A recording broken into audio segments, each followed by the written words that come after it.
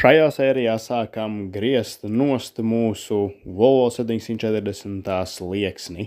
Izslīpējam ārā punktu medinājuma vietas, nofleksējam nost visu mūsu slieksni nost pilnībā, un šāds viņš izskatās izgriezts.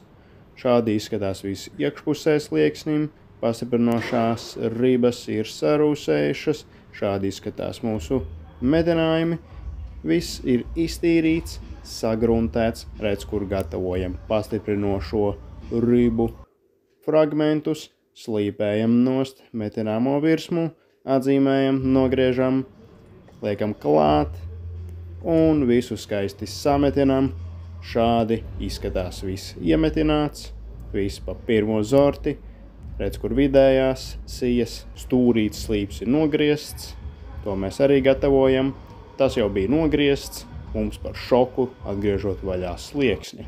Kāds jau bija pacenties, šādi viss izskatās jau sametināts un smuki sagruntēts. Liekam klāt jauno sliekšņa gabalu, sākam piemērīšanas darbus un gatavošanas darbus, lai šo varētu visu skaisti iemetināt iekšā. Nākamajās sērijās turpinām ar slīpēšanas darbiem.